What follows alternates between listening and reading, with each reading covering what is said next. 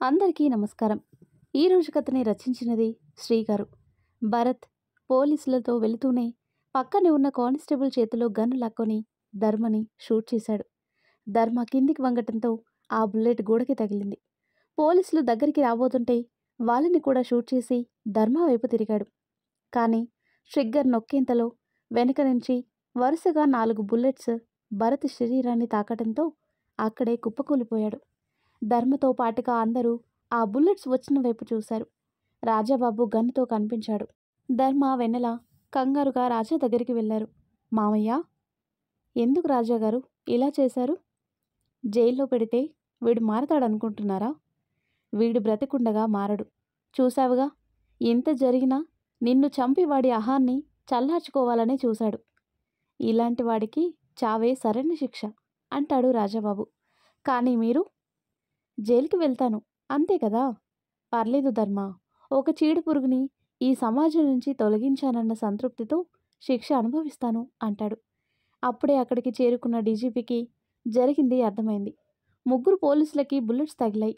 అక్కడున్న మిగతా వాళ్ళ వైపు చూశారు ఆయన. నో ప్రాబ్లం సార్, అరెస్ట్ చేయబోతే పోలీసుల మీద కాల్పులు జరిపాడు. అందుకే తప్పనిసరి పరిస్థితుల్లో మేమే షూట్ చేయాల్సి వచ్చిందని రిపోర్ట్ ఫైల్ చేస్తాం. గుడ్, ముందు వాళ్ళని హాస్పిటల్కి తీసుకువెళ్ళండి. Okay sir. పోలీసులతో పాటు అగస్త్య, సురేఖల్ని కూడా అంబులెన్స్ ఎక్కించారు. డీజీపీ గారు ధర్మ వైపు చూశాడు. వెల్డన్ మై బాయ్ అంటాడు. థ్యాంక్ యూ సార్ అంటాడు ధర్మ. నీకు కూడా బ్లీడ్ అవుతున్నట్టుంది, వెళ్ళి ట్రీట్మెంట్ చేయించుకో. ఇక్కడ సంగతి నేను చూసుకుంటాను అంటాడు డీజీపీ. పర్లేదు సార్, ఇదేం పెద్ద గాయం కాదు, ఇవన్నీ నాకు అలవాటే. నో ధర్మ, అలా నెగ్లెక్ట్ చేయకు. ఆ పిల్ల నీ మీదే ప్రాణాలు పెట్టుకుంది. నీకేమైనా అయితే తన పరిస్థితి ఏంటి? వెళ్ళు. సరే సార్. రాజా, నువ్వు కూడా వాళ్ళతో పాటు వెళ్ళు. అలాగే అంటాడు. అందరినీ అక్కడి నుంచి పంపించి భరత్ శవం దగ్గరికొచ్చి నిలబడ్డారు. మీ నాన్నగారి పేరు మొత్తం చెడగొట్టావు కదరా. రాఘవరావు గారి లాంటి మంచి మనిషికి నీలాంటి నీచుడు పుట్టడం ఆయన దురదృష్టం. ఆఫీసర్, ఫార్మాలిటీస్ పూర్తి చేసి శవాన్ని పోస్ట్ మార్టంకి పంపించండి. Okay sir. ఆ తర్వాత కట్ చేస్తే మరుసటి రోజు ట్రీట్మెంట్ తీసుకుని ధర్మ ఇంటికి చేరుకున్నారు అందరూ. డీజీపీ కూడా అప్పుడే అక్కడికి వచ్చారు. ఎలా ఉంది ధర్మ? ఓకే సార్ అంటాడు. ఇవాళ జడ్జిమెంట్ కదా, మనం కోర్టుకు వెళ్ళాలి. సరే సార్. శశి గారు ఎక్కడా? తెలీదు ధర్మ, కోర్టులో ఫైల్ సబ్మిట్ చేసింది. ఆ తర్వాత నీ మనుషులు పిల్లల్ని తీసుకురావటంతో నేను వాళ్ళని జడ్జి గారి దగ్గరికి తీసుకువెళ్ళాను. అక్కడ ప్రాసెస్ పూర్తయ్యాక పిల్లల్ని సేఫ్గా పంపించి శశి కోసం వెతికాను. కానీ తను కనిపించలేదు ధర్మ. అవునా? చెప్పా పెట్టకుండా ఎక్కడికి వెళ్ళింది అంటాడు ధర్మ. ఏమో. సరే, కోర్టుకి టైం అవుతుంది, రెడీ అయ్యి కోర్టు దగ్గరికి వచ్చేయండి. నేను కోర్టు దగ్గర వెయిట్ చేస్తాను. ఓకే సార్ అంటాడు ధర్మ. డీజీపీ అక్కడి నుంచి వెళ్ళిపోయారు. అందరినీ ఫ్రెష్ అవ్వమని చెప్పి ధర్మ తన గదిలోకి వచ్చాడు. స్నానం చేసి బయటకు వచ్చేసరికి వెన్నెల గదిలోకి వచ్చింది. ధర్మ నవ్వుతూ తన చెయ్యి పట్టుకుని బెడ్ మీద కూర్చోబెట్టాడు. నిన్ను రెస్ట్ తీసుకోమన్నాను కదా వెన్నెల. ఇప్పుడు బాగానే ఉన్నాను ధర్మ, నా కోసం ఇదంతా చేశావు, థ్యాంక్ యూ అంటుంది. థ్యాంక్స్ చెప్పేంత దూరం మన మధ్య లేదనుకుంటాను అంటాడు ధర్మ.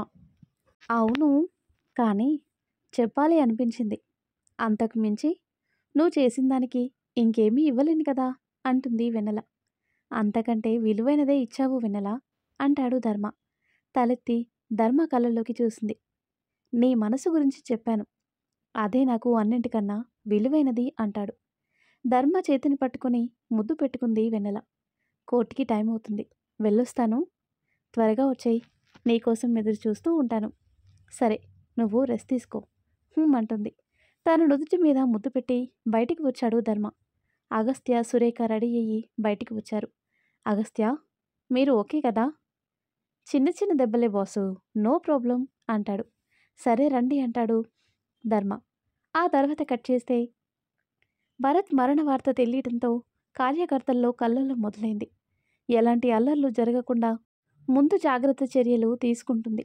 భరత్ రాసిచ్చిన రాజీనామాని అడ్డం పెట్టుకొని భరత్కి పార్టీకి సంబంధం లేదని పార్టీ అధినేత తేల్చి చెప్పటంతో కార్యకర్తలు కూడా భరత్ మరణ విషయంలో అల్లర్లు లేపటానికి భయపడి వెనకడుగు వేశారు. ధర్మ వాళ్ళు కోర్టుకు చేరుకున్నారు. కోర్టు హాల్ మొత్తం నిశ్శబ్దంగా ఉంది. జడ్జి గారు పెన్ను పక్కన పెట్టి చుట్టూ చూశారు.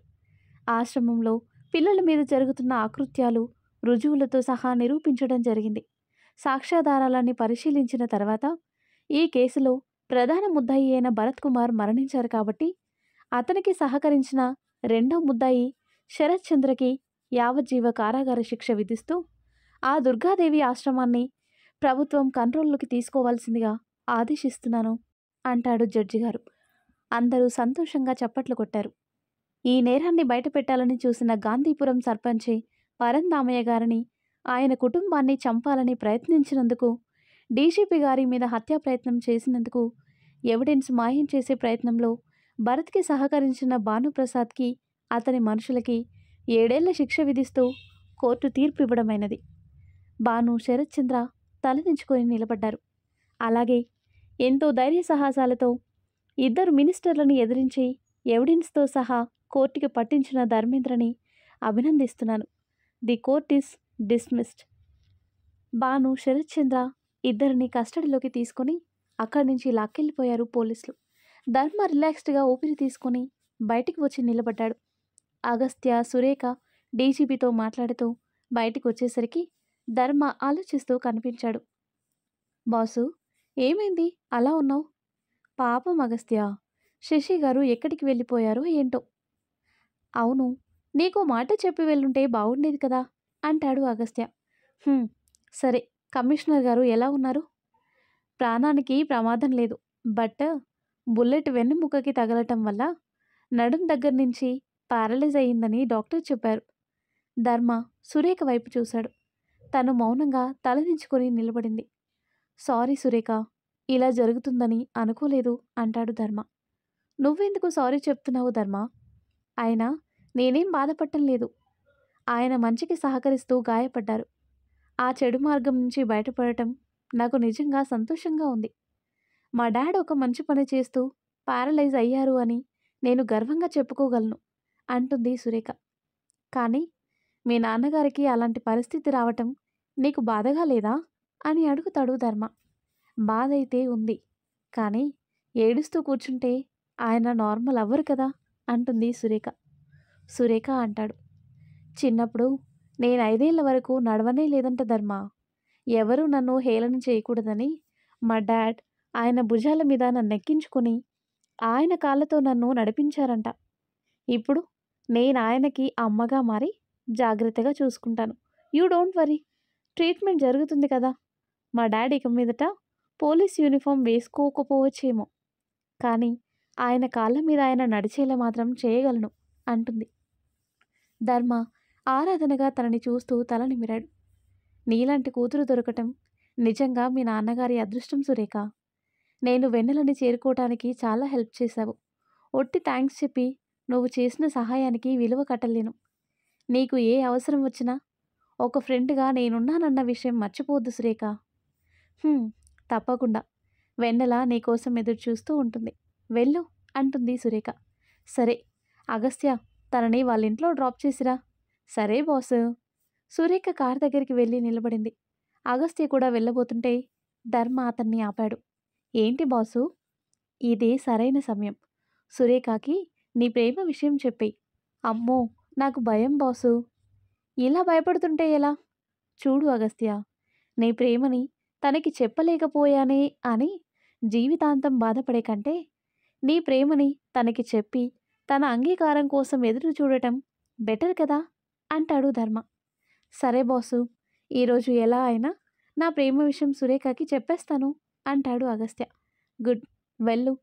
సురేఖను తీసుకుని అక్కడి నుంచి బయలుదేరాడు అగస్త్య. కార్లో మౌనంగా కళ్ళు మూసుకొని కూర్చుంది తను. అగస్త్య డ్రైవ్ చేస్తూ తననే చూస్తున్నాడు.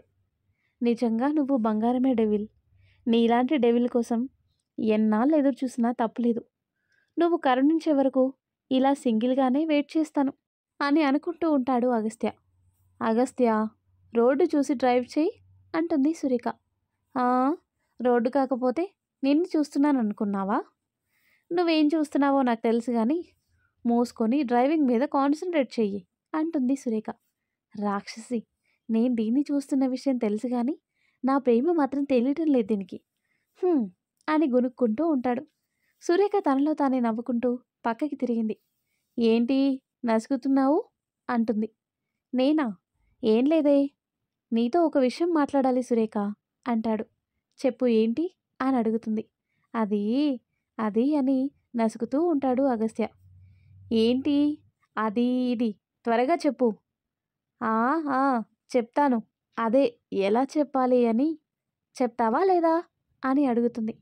ఎహె, నీకెలా ప్రపోజ్ చేయాలా అని నేను టెన్షన్ పడుతుంటే నువ్వింకా టెన్షన్ పెడతావేంటి అంటాడు.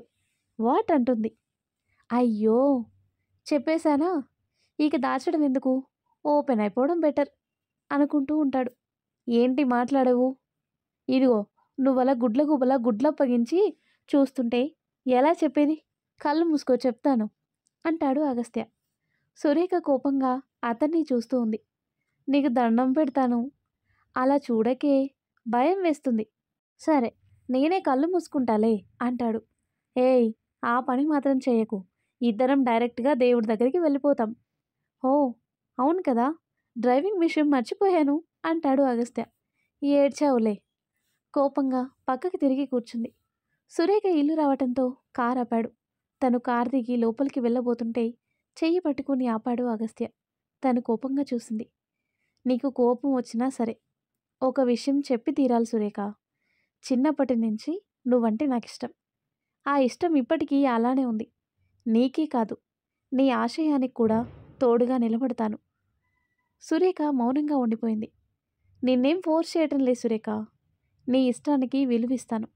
కానీ నా మనసులో మాట చెప్పలేకపోయానే అని జీవితాంతం బాధపడటం కన్నా చెప్పి నీ నిర్ణయం కోసం ఎదురు చూడటం మంచిదని ధర్మ చెప్పాడు. అందుకే చెప్పాను. తర్వాత నీ ఇష్టం అని తన చేతిని వదిలి కారులో అక్కడి నుంచి వెళ్ళిపోయాడు ధర్మ. సురేఖ కారు వెళ్ళిన వైపే చూస్తూ ఉండిపోయింది. ఆ తర్వాత కట్ చేస్తే, ధర్మ, నీతో కొంచెం మాట్లాడాలి. ఏంటి రాజాగారు, చెప్పండి. నాకు మిగిలిన ఒకే ఒక బాధ్యత మా బుజ్జమ్మ పెళ్ళి. అది మా ఊరిలో జరిపించాలని కోరుకుంటున్నాను. సరే మీ ఇష్టం, కానీ నాదొక కోరిక అంటాడు ధర్మ. ఏంటి ధర్మ? ఎక్కువ ఆర్భాటాలొద్దు, సింపుల్గా గుడిలో పెళ్లి జరిపించండి చాలు. అది కూడా ఒక 10 రోజుల్లో జరిగిపోవాలి అంటాడు. అదేంటి ధర్మ, ఇంత త్వరగా అంటే? ప్లీజ్ రాజాగారు, పెళ్ళి వీలైనంత త్వరగా జరిపించండి, అది చాలు నాకు అంటాడు. సరే, రిసెప్షన్ మాత్రం గ్రాండ్గా అరేంజ్ చేస్తాను, ఇది మాత్రం కాదనకు ధర్మ. మీ ఇష్టం, అలాగే కానివ్వండి అంటాడు ధర్మ. రాజా నవ్వుతూ అక్కడి నుంచి వెళ్ళిపోయాడు. ధర్మ ఆలోచిస్తూ కూర్చున్నాడు. వెన్నెల గదిలోకి రావటం చూసి ధర్మ నవ్వుతూ తన చెయ్యి పట్టుకుని బెడ్ మీద కూర్చోబెట్టాడు. ధర్మ, ఒక్క నిమిషం వెన్నెల అంటాడు. తన కబోర్డ్ ఓపెన్ చేసి వాళ్ళమ్మ నగలు తీసి వెన్నెల చేతుల్లో పెట్టాడు. ఒక కవరు కూడా తీసి తన చేతికిచ్చాడు. ధర్మ, ఏంటి ఇవన్నీ? ఇవి మా అమ్మ నగలు. ఇది మా అమ్మ తనకి కాబోయే కోడలి కోసం, అంటే నీకోసం కొన్న చీర. మన పెళ్ళికి నేను నీకిస్తున్న అత్తింటి కానుకనుకో అంటాడు ధర్మ. వెన్నెల అతని కళ్ళలోకి చూస్తూ ఉండిపోయింది. ఏంటి, సరిపోవా? ఇంకా కావాలంటే చెప్పు, కొనిస్తాను అంటాడు. ధర్మ, ఒక విషయం అడగనా? ఏంటి? ఎందుకని మన పెళ్ళి 10 రోజుల్లో జరగాలని పట్టుబట్టావు? ఏమైంది ధర్మ? వెన్నెల, మనం మానసికంగానే కాదు, శారీరకంగా కూడా దగ్గరయ్యాం. నువ్వు నాకు దూరం అవ్వడం, ఆ తర్వాత ఈ ఇష్యూస్తో ఆల్రెడీ 1 మంత్ గడిచిపోయింది. అందుకే మన పెళ్ళిని ఇంకా లేట్ చేయడం కరెక్ట్ కాదు అనిపించింది. ముందు సింపుల్గా పెళ్ళి జరిగిపోనివ్వు, ఆ తర్వాత జరగాల్సిన కార్యక్రమాలన్నీ నీ ఇష్ట ప్రకారం జరుగుతాయి, సరేనా అంటాడు ధర్మ. వెన్నెల కళ్ళల్లో నీళ్లు తిరిగాయి. చెమర్చిన కళ్ళతో ధర్మ నుదుటి మీద ముద్దు పెట్టింది. ఇందుకే నీకు దగ్గరయ్యాను ధర్మ, ఒకవేళ నిన్ను చనిపోయినా అని వెన్నెల మాట్లాడుతూ ఉండగానే వెన్నెల అని చేతిని తన నోటికి అడ్డం పెట్టాడు ధర్మ. వెన్నెల ఆ చేతిని పట్టుకుంది. నన్ను మాట్లాడనీ ధర్మ, ఈ పోరాటంలో నాకేమైనా అయితే నీ ప్రేమతో పాటు పూర్తిగా నీ దానిని అయ్యాను అన్న సంతృప్తి మిగులుతుందని అలా చేశాను అంటుంది. నిన్ను నా నుంచి వేరు చేయాలంటే ఆ బ్రహ్మదేవుడే దిగి రావాలి. మంచికి మారు పేరు నా వెన్నెల. అలాంటి నిన్ను ఆ దేవుడు తప్పకుండా కాపాడుతాడు వెన్నెల. వెన్నెల నవ్వుతూ ధర్మ వైపు చూసింది. సరే గాని చీర నచ్చిందా అని అడుగుతాడు. చాలా బావుంది. మన పెళ్ళికి ఇదే కట్టుకుంటాను అంటుంది. థ్యాంక్ యూ వెన్నెల. సరే లేటైంది. పడుకో ధర్మ. వెన్నెల ఒక్క నిమిషం. అంటే పెళ్ళయ్యే వరకు మనం విడిగానే ఉండాలా అని అడుగుతాడు. వెన్నెల నవ్వుతూ వెనక్కి తిరిగి ధర్మ దగ్గరికి వచ్చింది. అవసరం లేదు అంటుంది. అయితే ఇక్కడే పడుకోవచ్చు కదా. సరే అంటుంది. ధర్మ నవ్వుతూ వెన్నెలని గుండెలకి హత్తుకున్నాడు. అంతలోనే ఏదో గుర్తుకు రావటంతో తనని ఎత్తుకుని టెర్రస్ మీదికి తీసుకువచ్చాడు. తనని అక్కడే బెంచ్ మీద కూర్చోబెట్టి తన ఒడిలో తల పెట్టుకుని పడుకున్నాడు. వెన్నెల నవ్వుతూ ధర్మ తల నిమురుతుంది. ఎన్నాళ్ళైందో వెన్నెల ఇలా నీ ఒడిలో పడుకొని.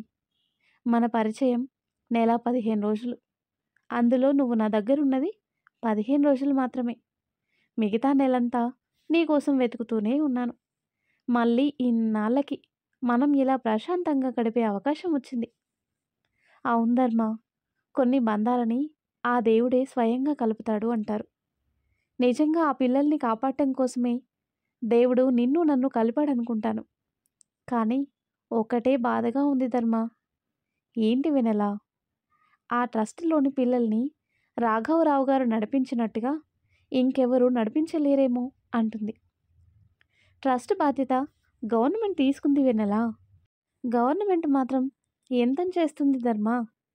సరే అయితే మన వంతు సాయం మనం చేద్దాము. నేను నీకు మాటిస్తున్నాను వెన్నెల. ఇక నుంచి నేను సంపాదించే దానిలో కొంత భాగం ట్రస్ట్‌కి ఇస్తాను. నిజంగా అంటుంది. అవును అంటాడు. కానీ నువ్వు ఈ సెటిల్మెంట్లు మానేయి ధర్మ. నువ్వు ఒక రౌడీగా ఉండటం నాకు ఇష్టం లేదు. ఇవన్నీ వదిలేయి ధర్మ. మా ఊరికి వెళ్ళిపోదాం. అక్కడ ఏదో ఒక చిన్న పని చేసుకుంటూ అయినా మనం బ్రతకొచ్చు అంటుంది. నేను ఇష్టపడి ఈ వృత్తిలోకి రాలేదు వెన్నెల. పరిస్థితులు నన్ను ఇలా మార్చాయి. కానీ నీకోసం ఇవన్నీ వదిలేస్తాను. నువ్వు కోరుకున్నట్టుగానే మీ ఊరిలో మనం కొత్తగా లైఫ్ స్టార్ట్ చేద్దాం. Thank you. Thank you so much ధర్మ. ఇప్పటి వరకు నువ్వు సంపాదించిన డబ్బుతో నీకోసం పనిచేసిన వాళ్ళకి ఒక బ్రతుకు తెరువు చూపించు. ఆ తర్వాత వాళ్ళకి ఇలా రౌడీయిజం చేయాల్సిన అవసరం రాదు అంటుంది వెన్నెల. ధర్మ నవ్వుతూ తనని చూస్తున్నాడు. నేనేమైనా తప్పుగా మాట్లాడానా అంటుంది. లేదు, నా మనసులో ఉన్నదే నువ్వు చెప్పావు. వెన్నెల ప్రేమగా అతని తల నిమురుతుంది. అవును, నీ పేరేంటి అని అడుగుతాడు ధర్మ. పేరు తెలియకుండానే నా కోసం ఇంత చేశావా? నీ మనసు తెలుసుకున్నాను కాబట్టి చేశాను. ఇప్పుడు చెప్పు, నీ అసలు పేరేంటి? చెబితే షాక్ అవుతావు అంటుంది. పర్లేదు చెప్పు. నా పేరు నీ పేరు? ఇదిగో ధర్మ, ముందే చెప్తున్నా. నా పేరేదైనా నేను నీ వెన్నెలనే. అది నువ్వు వేరే చెప్పాలా? ముందు పేరు చెప్పు బుజ్జమ్మ. అది నా ముద్దు పేరు అంటుంది. తెలుసు, నేను అడిగింది నీ అసలు పేరు. చెప్పక తప్పదా? ఎందుకింత నాంచుతున్నావు? చెప్పు బంగారం. వెన్నెల నవ్వుతూ ధర్మ వైపు చూసింది. నా పేరు వెంకటలక్ష్మి. వెంకటలక్ష్మా? మా నాయనమ్మ పేరు. మా నాయనమ్మ చనిపోయిన తర్వాత నేను మా అమ్మ కడుపులో పడ్డానంట. పుట్టబోయేది ఆవిడే అని అందరూ ఫిక్స్ అయిపోయి నాకు ఆవిడ పేరు పెట్టేశారు. మరి మా నాన్న వాళ్ళ అమ్మని పేరు పెట్టి పిలవలేడు కదా. అందుకే నన్ను బుజ్జమ్మ అని పిలిచేవాడు. ఆ తర్వాత అందరూ బుజ్జమ్మ అని పిలవటం మొదలుపెట్టారు. ఇక అందరికీ ఆ పిలుపే అలవాటైపోయింది. నీ పేరు వెనుక ఇంత కథ ఉందా అంటాడు ధర్మ. హా, మరేమనుకున్నావు ఈ వెంకటలక్ష్మి అంటే? ఇంతకీ నీకు పేరు నచ్చిందా లేదా? బాగుంది. ధర్మ వెట్స్ వెంకటలక్ష్మి. సూపర్ కాంబినేషన్ కదా అంటాడు. ఏంటి వెటకారమా అంటుంది వెన్నెల. అయ్యో, నిజంగానే అంటున్నాను. అయినా బుజ్జమ్మ అయితే ఏంటి, వెంకటలక్ష్మి అయితే ఏంటి, నువ్వు నా వెన్నెలవే కదా అంటాడు. తను నవ్వుతూ ధర్మ నుదుటి మీద ముద్దు పెట్టింది. చాలాసేపు కబుర్లు చెప్పుకుంటూ అక్కడే నిద్రపోయారు ఇద్దరు. మధ్యరాత్రిలో ఏదో పీడకల రావటంతో ఉలిక్కిపడి లేచాడు ధర్మ. వెన్నెల పక్కకే గోడ కానుకుని నిద్రపోతూ కనిపించింది. తనని ఎత్తుకుని కిందికి తీసుకువచ్చి బెడ్ మీద పడుకోబెట్టాడు. పక్కనే కూర్చుని ఆలోచిస్తూనే నిద్రలోకి జారుకున్నాడు ధర్మ. ఆ తర్వాత కట్ చేస్తే 2 రోజుల్లోనే తన మనుషులందరితో చిన్న చిన్న బిజినెస్లు ఏర్పాటు చేయించి తన ఇంటిని ఆ కాలనీ వాళ్ళకి అప్పగించి వెన్నెల రాజబాబుతో పాటు గాంధీపురం బయలుదేరాడు ధర్మ. పరందామయ్య కుటుంబం మొత్తం చనిపోయింది అనుకున్న ఆ ఊరి జనానికి వెన్నెల రాజాబాబు బ్రతికుండటం చాలా సంతోషాన్నిచ్చింది. రాజా మాత్రం అన్నీ పక్కన పెట్టి వెన్నెల ధర్మాల పెళ్లికి ఏర్పాట్లు చేస్తున్నాడు. ధర్మ కోరుకున్నట్టే గుడిలో సింపుల్గా పెళ్లి జరిపించాడు రాజా. దేవుడి సమక్షంలో కొంతమంది పెద్దల ఆశీర్వాదాలతో వెన్నెల మెడలో తాళి కట్టాడు ధర్మ. ఇద్దరు దేవుడికి నమస్కరించి పెద్దల ఆశీర్వాదం తీసుకుని ఇంటికి చేరేసరికి డీజీపీతో పాటు సురేఖ, అగస్త్య కూడా కనిపించారు. ధర్మ మెడలో దండ తీసి పక్కన పెట్టి నవ్వుతూ దగ్గరికి వెళ్ళి అగస్త్యాన్ని హత్తుకున్నాడు. Congrats boss. థ్యాంక్స్. మీరు వస్తున్నట్టు చెప్పనే లేదు. నీకు సర్ప్రైజ్ ఇద్దామని నేనే చెప్పకుండా తీసుకొచ్చాను.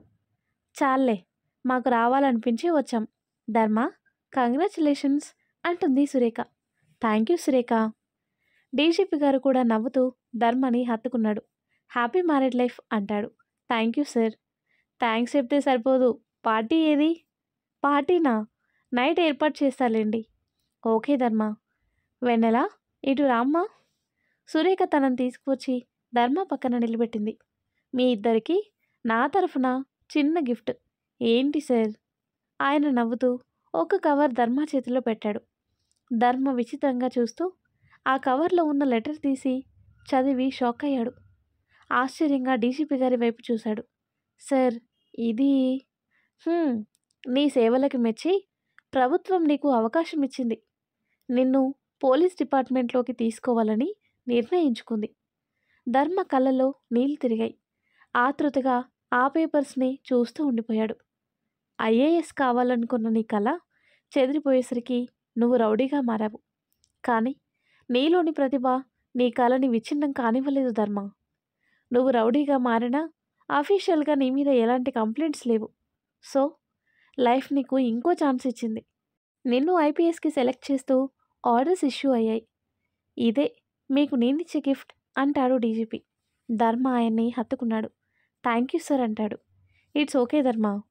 నువ్వు వెన్నెల కోసం అన్నీ వదిలేసి ఈ పల్లెటూరికి వచ్చేసావని తెలిసింది.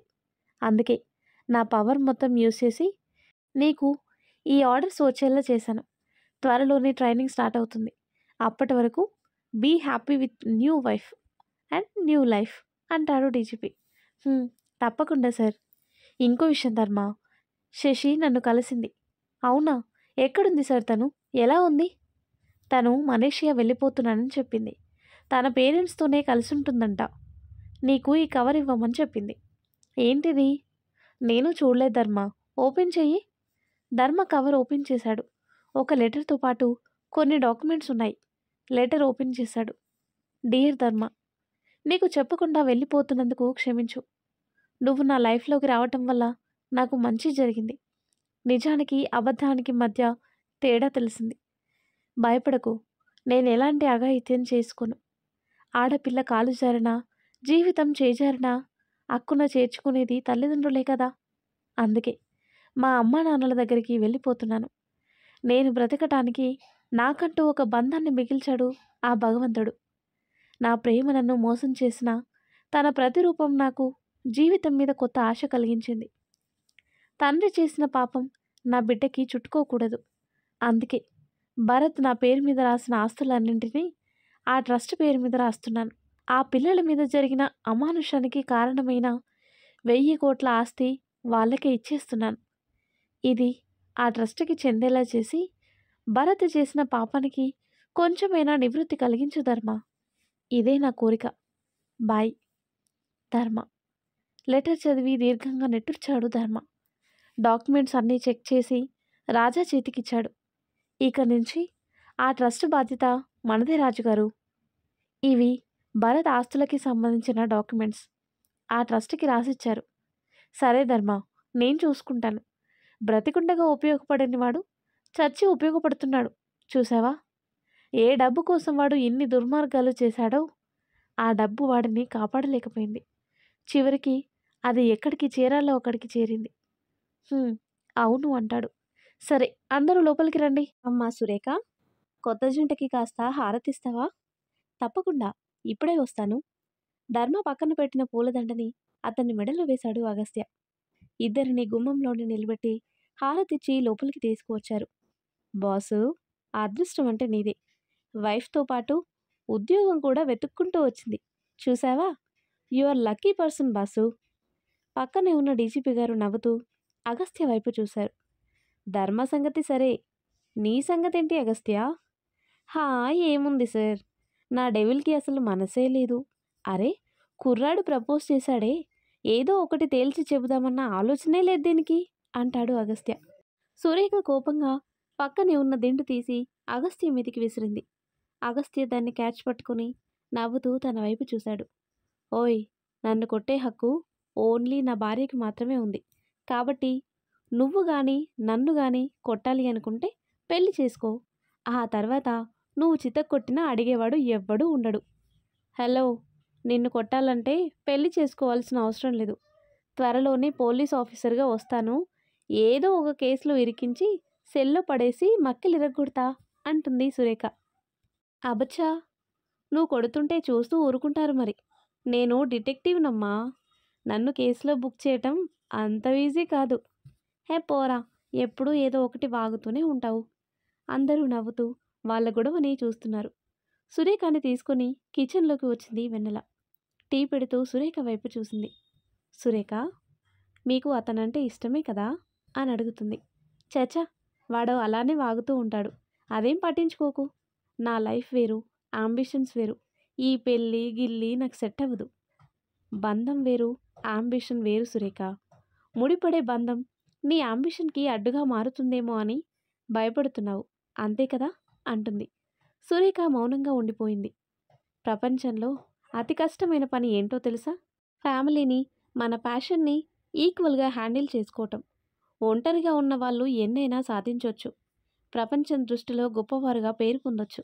కానీ ఒంటరిగా ఉండి సాధించిన దానికంటే ఫ్యామిలీని, జాబ్‌ని ఈక్వల్‌గా హ్యాండిల్ చేస్తూ తమ లక్ష్యాన్ని సాధించిన వారే నిజమైన విజేతలు. సురేఖ తలెత్తి వెన్నెల కళ్ళలోకి చూసింది. "నీ యాంబిషన్ కోసం మీ అమ్మా నాన్నని వదులుకున్నావా? లేదు కదా? అలాగే భర్తని కూడా వదులుకోకూడదు. ఆలోచించుకో. ప్రతి మనిషి జీవితంలో యాంబిషన్‌తో పాటు బంధం కూడా ముఖ్యమే. నువ్వు తలుచుకుంటే ఇటు బంధాన్ని నిలుపుకోగలవు, అటు నీ యాంబిషన్‌ని పూర్తి చేసుకోగలవు. ఆడవాళ్ళకి అది చాలా సులభమైన పని సురేఖ" అని చెప్తుంది వెన్నెల. సురేఖ ఏడుస్తూ వెన్నెలని హత్తుకుంది. "ఏమైంది?" "నాకు ఆ ఇడియట్ అంటే ఇష్టమే. కానీ ఏదో మూల చిన్న భయంతో వాటిని దూరం పెట్టాను. కానీ నీ మాటలు విన్న తర్వాత ధైర్యం వచ్చింది. నేను రెండింటిని ఈక్వల్‌గా హ్యాండిల్ చేసుకోగలను" అంటుంది. "గుడ్. ఇదిగో చీర. చీర కట్టుకొని కాఫీ తీసుకొని వెళ్ళు. కాస్త సిగ్గుపడు." "ఎందుకు?" అంటుంది సురేఖ. "పెళ్లి చూపులనుకో." "ఓహ్! ఓకే. ఓకే." కాసేపటికి సురేఖ చీరలో కాఫీ తీసుకుని బయటికి వచ్చింది.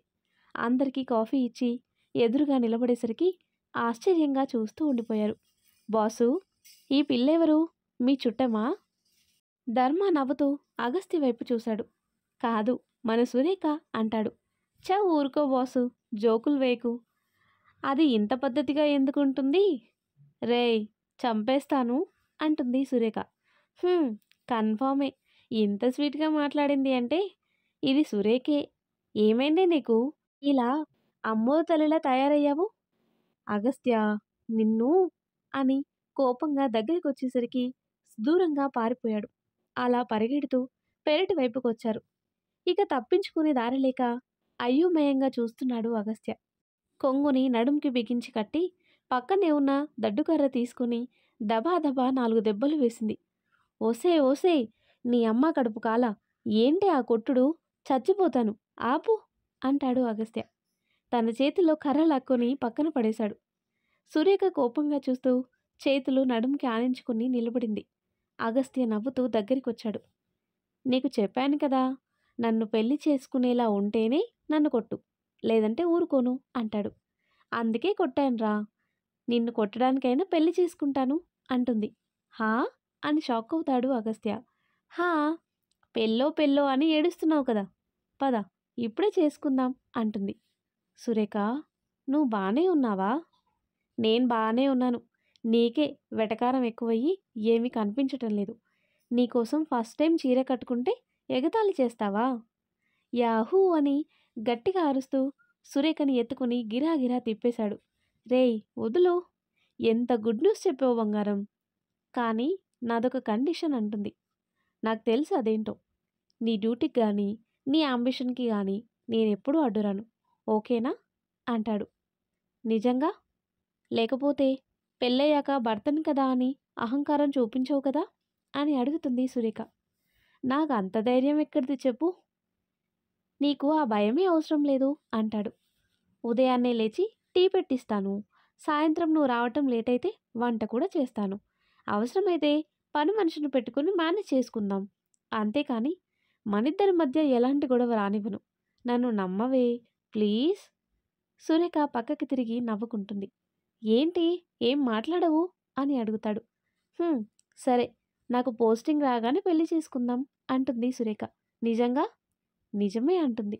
హో గాడ్, నువ్వింత త్వరగా ఒప్పుకుంటావు అనుకోలేదు. Thank you, thank you devil. నేను ఇప్పటివరకు కన్ఫ్యూజన్లోనే ఉన్నాను.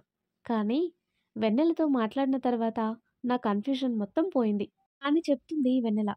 ఓహో, బుద్ధుడికి బోధి చెట్టు కింద జ్ఞానోదయం అయినట్టు నీకు వెన్నెలమ్మ దగ్గర జ్ఞానోదయం అయిందా?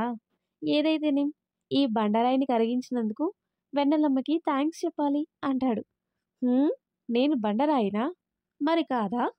నిన్ను ఏయ్ కొట్టకే బాబు, మన పెళ్ళయ్యే వరకైనా నన్ను ప్రాణాలతో ఉండని అంటాడు అగస్త్య.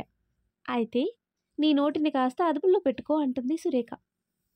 నువ్వు అదుపులోకి తెచ్చేస్తావు కదా అంటాడు. సురేఖ నవ్వుకుంటుంది. సురేఖ, ఏంటి? ఓకే చెప్పావు కదా, ఒక్కసారి హక్ చేసుకోవచ్చా? హా అంటుంది సురేఖ. వద్దులే, వెళ్దాం పదా అంటాడు నవ్వుతూ.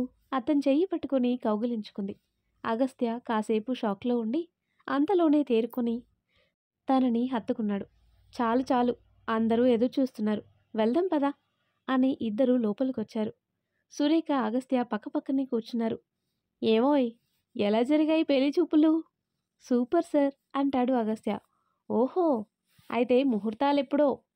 అప్పుడే కాదు సార్, తనకి పోస్టింగ్ వచ్చిన తర్వాత. గుడ్, ఇక్కడికి రావటం వల్ల నీ లైఫ్ కూడా సెటిల్ అయిపోయిందన్నమాట. అందరూ నవ్వుకుంటూ కబుర్లు చెప్పుకుంటూ ఉండిపోయారు. ఆ తర్వాత కట్ చేస్తే ధర్మ వెన్నెల రిసెప్షన్ మాత్రం గ్రాండ్గా ఏర్పాటు చేసి ఊరందరికీ భోజనాలు ఏర్పాటు చేశాడు రాజా. అగస్త్య, సురేఖ, డీజీపీ కూడా అక్కడే ఉండి ఏర్పాట్లలో రాజాకి సహాయం చేస్తున్నారు. ఊరి వాళ్ళు కూడా తమ ఇంట్లో పెళ్లిలానే అన్ని పనులు చేస్తున్నారు. ఇంతలో ఒక వ్యక్తి లోపలికొచ్చాడు. రాజా అతన్ని చూడగానే నవ్వుతూ దగ్గరికి వెళ్ళి కౌగిలించుకున్నాడు. ఎలా ఉన్నావురా? నా సంగతి సరే, నువ్వు బ్రతికే ఉన్నావా? నేను నమ్మలేకపోతున్నాను రాజా. నేను కూడా నువ్వు చనిపోయావనుకున్నాను. లేదురా, బ్రతికే ఉన్నాను అంటాడు రాజా. రాజా, నీతో ఒక ముఖ్యమైన విషయం మాట్లాడాలి, చెప్పు అంటాడు. అందరూ అక్కడే ఉండటంతో వాళ్ళు మాట్లాడుకునేది అందరికీ వినిపిస్తూనే ఉంది. రాజా, 2 నెలల క్రితం ఒకరోజు రాత్రి మా ఎస్ఐకి ఫోన్ వచ్చిందిరా. ఆయన నన్ను మరో 2 కానిస్టేబుల్ని తీసుకొని వెళ్ళారు. అక్కడ ఒక ఫ్యామిలీని ఎవరో కిరాతకంగా చంపేశారు. దాన్ని యాక్సిడెంట్గా క్రియేట్ చేయమని ఆ ఎస్ఐ మాకు చెప్పాడు. మాకు ఇలాంటివన్నీ మామూలేరా, కానీ అక్కడ చనిపోయింది నీ ఫ్యామిలీ. అందరూ చేస్తున్న పనులాపి అతని వైపే చూస్తూ ఉండిపోయారు. నీ భార్య, కూతురు, పరందామయ్య గారు అక్కడున్నారు. ఏం జరిగిందో నాకు అర్థం కాలేదు, కానీ ఏదో తప్పు జరిగిందని తెలిసింది. మా ఎస్ఐ డబ్బు కోసం ఏమైనా చేసే నీచుడు. వాడికి భయపడి వాడు చెప్పినట్టే చేయడానికి సిద్ధపడ్డాం. అప్పుడే నాకు విషయం తెలిసిందిరా, నీ భార్య ఇంకా ప్రాణాలతోనే ఉందని. రాజా ఆతృతగా అతను చెప్పేదే వింటున్నాడు. ఆ ఎస్ఐకి చెబితే ఎక్కడ చంపేస్తాడో అన్న భయంతో వాడికి తెలియకుండా అందరినీ అంబులెన్స్లో తీసుకెళ్ళి నాకు తెలిసిన డాక్టర్ ద్వారా ట్రీట్మెంట్ చేయించాను. నీ భార్య స్థానంలో వేరే అనాథ శవాన్ని పెట్టి క్రిమిషన్ చేయించాను. అంటే సుగుణ అంటాడు రాజా. అవును, బ్రతికే ఉంది. ఆ రోజే డెలివరీ కూడా అయింది రాజా. నీకు కొడుకు పుట్టాడు అని చెప్తాడు. నాకు తమ్ముడే కావాలి నాన్న. చూస్తూ ఉండు, తమ్ముడే పుడతాడు అన్న చిన్ని మాటలు గుర్తు చేసుకుంటూ ఏడుస్తూ అక్కడే కూలిపడిపోయాడు రాజా. ధర్మ, వెన్నెల దగ్గరికి వచ్చి రాజాని పట్టుకున్నారు. మావయ్య అంటుంది వెన్నెల. రాజా పైకి లేచి కళ్ళు తుడుచుకొని అతని చేతుల్ని పట్టుకున్నాడు. ఎక్కడుంది నా సుగుణ, ఎక్కడుంది అని అడుగుతాడు. మా ఇంట్లోనే ఉంది రాజా. నువ్వు చనిపోయావనుకొని నేనే తనని జాగ్రత్తగా చూసుకుంటున్నాను. నిన్ననే తెలిసింది నువ్వు బుజ్జమ్మ బ్రతికే ఉన్నారని, ఊరికి తిరిగొచ్చారని. వెంటనే నీ దగ్గరికి వచ్చాను. నేను నా భార్యను చూడాలి అంటాడు రాజా. సరేరా అని అంటాడు. అతనితో పాటే అందరూ అతని ఇంటికి బయలుదేరారు. అతని ఇంటి దగ్గర కారు ఆగగానే రాజా కారు దిగి డోర్ కొట్టాడు. తీసేవరకు కొడుతూనే ఉన్నాడు. కాసేపటికి డోర్ ఓపెన్ అయింది. ఎదురుగా జీవం లేని కళ్ళతో తన భార్య సుగుణ కనిపించేసరికి ఏడుస్తూ తనని హత్తుకున్నాడు. రాజాని చూడగానే తను కూడా అంతే షాక్ అయింది. అంతలోనే తేరుకొని రాజాని హత్తుకుని ఏడుస్తూ ఉండిపోయింది. ఇద్దరి మధ్య మౌనమే భాషగా మారిపోయింది. అందరూ చెమర్చిన కళ్ళతో వాళ్ళని చూస్తూ నిలబడ్డారు. బాబు ఏడుపు వినిపించటంతో ఇద్దరూ తేరుకుని అటువైపు చూశారు. ఊయలలో బాబు ఏడుస్తూ కనిపించాడు. సుగుణ వైపు చూశాడు రాజా. తను తలూపడంతో ఊయల దగ్గరికి వచ్చి బాబుని చేతిలోకి తీసుకున్నాడు. మన చిన్ని కోరుకున్నట్టే తమ్ముడు పుట్టాడు. బావా, నువ్వు బ్రతికే ఉంటే ఇన్ని రోజులు ఏమైపోయావు? అదంతా పెద్ద కథ, తర్వాత చెప్తాను సుగుణ. అత్త అని వెన్నెల ఏడుస్తూ వచ్చి తనని హత్తుకుంది. బుజ్జమ్మ, నీకేం కాలేదు కదా? నిజంగా మీ ఇద్దరిని మళ్ళీ చూస్తానని కల్లో కూడా అనుకోలేదురా అంటుంది సుగుణ. ప్రేమగా వెన్నెల మొహాన్ని తడుముతూ అంది తను. రాజా తన ఫ్రెండ్ దగ్గరికి వచ్చాడు. థ్యాంక్స్ రా, నువ్వు చేసిన సహాయాన్ని మర్చిపోను. అలా అనకు రాజా. నువ్వు, నీ కుటుంబం నాకు చాలా సహాయం చేశారు. నేను జీవితంలో ఎదగటానికి ఆసరాగా నిలబడ్డారు. ఇది నా బాధ్యత అంతే అంటాడు అతను. బుజ్జమ్మ, నీకు పెళ్ళయిందా అని అడుగుతుంది సుగుణ. అవును సుగుణ, ఈరోజు రిసెప్షన్ ఏర్పాటు చేశాం. అతనే మన బుజ్జమ్మ భర్త, పేరు ధర్మ. ధర్మ తనకి నమస్తే చెప్పాడు. మీ జంట చాలా బాగుంది అంటుంది సుగుణ. సరే సరే, అక్కడ ఇంకా చాలా ఏర్పాట్లు చేయాలి, వెళ్దాం రండి అంటాడు. సుగుణ బాబు తిరిగి రావటంతో ఇంట్లో కొత్త సంతోషాలు వెల్లివిరిశాయి. అందరూ కొత్త జంటని ఆశీర్వదిస్తూ ఎంతో ఆప్యాయంగా పలకరిస్తున్నారు. ధర్మకి వాళ్ళమ్మ గుర్తొచ్చింది. ఇంతమంది ఆప్యాయతల మధ్య తన కొడుకు సంతోషంగా ఉన్నాడని బహుశా ఆవిడ ఆత్మ కూడా సంతోషంలో మునిగిపోయి ఉంటుంది. రిసెప్షన్ అయిన మరుసటి రోజే అగస్త్య, సురేఖ, డీజీపీ గారు ఊరికి బయలుదేరారు. ధర్మ, వెళ్ళొస్తాం. సరే సార్ అంటాడు. ధర్మ, ఇక నుంచి ఇదే నీ కుటుంబం. ట్రైనింగ్ పూర్తయిన తర్వాత ఈ ఊర్లోనే పోస్టింగ్ వచ్చేలా చూస్తాను. ఈ కుటుంబాన్ని, ఆ ట్రస్ట్ని జాగ్రత్తగా చూసుకో. తప్పకుండా సార్ అంటాడు ధర్మ. బాసు, వెళ్ళొస్తాం. సరే సురేఖ, జాగ్రత్త. సరే ధర్మ. ఆ తర్వాత కట్ చేస్తే ధర్మాన్ని వెతుకుతూ టెర్రస్ మీదకి వచ్చింది వెన్నెల. టెర్రస్ చివర గోడ మీద కూర్చుని చంద్రుడిని చూస్తున్నాడు. వెన్నెల అతని పక్కనే కూర్చుని చెయ్యి పట్టుకుంది. ఏంటి శ్రీవారు, ఇక్కడేం చేస్తున్నారు? డీజీపీ గారు ఫోన్ చేశారు. ఏమన్నారు? 2 రోజుల్లో ట్రైనింగ్ మొదలవుతుంది, వెంటనే బయలుదేరి రమ్మన్నారు. అవునా? ఇంత గుడ్ న్యూస్ అంత డల్గా చెప్తావేంటి? నిన్ను వదిలి వెళ్ళాలనిపించటం లేదు వెన్నెల. ధర్మ, భార్య ప్రేమ భర్తకి బలంగా మారాలే కానీ ఇలా బలహీనంగా మారకూడదు. ధర్మ తన వైపు చూశాడు. నువ్వన్నీ వదిలేసి నాతో కలిసి కొత్త జీవితం మొదలు పెట్టాలి అనుకున్నావు. నీ కోరికలో న్యాయం ఉంది కాబట్టి ఆ దేవుడు నీకు ఈ అవకాశాన్ని ఇచ్చాడు. మీ అమ్మ కోరుకున్నట్టుగా నువ్వు కలెక్టర్వి కాలేకపోయినా ఐఏఎస్ ఆఫీసర్వి కాబోతున్నావు. ఈ అవకాశాన్ని వదులుకోవద్దు ధర్మ. కొన్ని నెలలే కదా, వెళ్ళిరా ప్లీజ్ అంటుంది. ధర్మ తనని గుండెలకి హత్తుకున్నాడు. థ్యాంక్స్ వెన్నెల, వెళ్తాను అంటాడు. గుడ్, నీకోసం నాతో పాటు ఇంకో ప్రాణం కూడా ఎదురు చూస్తూ ఉంటుంది అని చెప్తుంది. వాట్ అంటాడు. వెన్నెల సిగ్గుపడుతూ ధర్మ చేతిని తన కడుపు మీద పెట్టుకుంది. మన బిడ్డ గురించి చెప్పాను అంటుంది. నిజమా? అయ్యో, ఏంటి ఇంత లేటుగా నా చెప్పేది అంటాడు. నాకు సాయంత్రమే తెలిసింది. అత్త హాస్పిటల్కి తీసుకువెళ్ళి చెకప్ చేయించింది ధర్మ, కన్ఫర్మ్ అని చెప్పారు. ధర్మ నవ్వుతూ తన నుదుటి మీద ముద్దు పెట్టాడు. ఈ రోజేంటో అన్ని గుడ్ న్యూస్లే వింటున్నాను.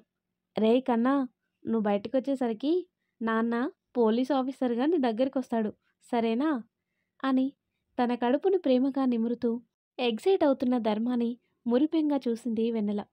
నువ్వు జాగ్రత్తగా ఉంటావు కదా అంటాడు ధర్మ. "హ్మ్, అత్త మామయ్య ఉన్నారు కదా ధర్మ, వాళ్ళు చూసుకుంటారులే, నువ్వు నిశ్చింతంగా వెళ్ళిరా." అలాగే అంటాడు ధర్మ. ఆ తర్వాత కట్ చేస్తే వెన్నెల కోరుకున్నట్టుగానే ధర్మ ఒక పోలీస్ ఆఫీసర్గా తిరిగొచ్చాడు. వాళ్ళిద్దరి ప్రేమకి ప్రతిరూపంగా పాప పుట్టింది. డీజీపీ గారు మాటిచ్చిన ప్రకారమే ధర్మకి గాంధీపురానికి పోస్టింగ్ వచ్చేలా చేశారు. పాపని ఆడిస్తున్న ధర్మ ఫోన్ రింగ్ అవటంతో లిఫ్ట్ చేశాడు. "చెప్పు Agastya, how about your married life?" "హా, 6 దెబ్బలు 3 మొట్టికాయలుగా సాఫీగా సాగిపోతుంది బాసు" అంటాడు. ధర్మ నవ్వుకుంటాడు. దీని దెబ్బకి సిటీలో రౌడీలందరూ పరారైపోయారు. పాపం రౌడీలు గూండాలు లేక సిటీ మొత్తం వెలవెలబోతుంది బాసు. పక్కనే ఉన్న సురేఖ అగస్త్య తల మీద ముట్టి ఫోన్ లాక్కుంది. "అదేం లేదులే ధర్మ, వీడికి కేసులేమీ ఉండట్లేదని ఏడుస్తున్నాడు. అది సరే కానీ వెన్నెల పాప ఎలా ఉన్నారు?" "ఫైన్, అందరూ బాగానే ఉన్నారు. ఒకసారి రావచ్చు కదా?" "తప్పకుండా, వీలు తీసుకొని ఇద్దరం వచ్చి కలుస్తాం" అంటుంది సురేఖ. "ఓకే, బాయ్ సురేఖ, వాడిని మరీ ఎక్కువగా ఇబ్బంది పెట్టకు." "బాలే వాడివి ధర్మ, వాడు నన్ను ఇబ్బంది పెట్టకుండా ఉంటే చాలు." "ఓకే ఓకే, బాయ్" అని ఫోన్ కట్ చేసి పాప వైపు చూసేసరికి రాజా కొడుకు తన బొమ్మలతో పాపని ఆడిస్తూ కనిపించాడు. మురిపెంగా ఇద్దరిని చూస్తూ కూర్చున్నాడు ధర్మ. వెన్నెల, రాజా, సుగుణ కూడా పిల్లల్ని చూసి మురిసిపోతూ ఒకరి మొహం ఒకరు చూసుకుంటూ నవ్వుకున్నారు. మరి ఈ సంతోషాలు, నవ్వులు జీవితాంతం ఉండాలని మనము కోరుకుందాం. ఇదండి ధర్మ వెన్నెల లవ్ స్టోరీ. మీకు నచ్చిందని అనుకుంటున్నాను. మరి ఈ కథ ఇంతటితో సమాప్తం. మరొక ఇంట్రెస్టింగ్ స్టోరీతో మళ్ళీ కలుద్దాం. అంతవరకు మన మూగ మనసు ఛానల్ని చూస్తూ ఉండండి. మంచి మంచి స్టోరీస్ వింటూ ఉండండి. అలాగే ఈ వీడియో మీకు నచ్చితే తప్పకుండా లైక్ చేసి, షేర్ చేసి, కామెంట్ చేయండి. సబ్స్క్రైబ్ చేయడం మర్చిపోకండి. Thanks for watching.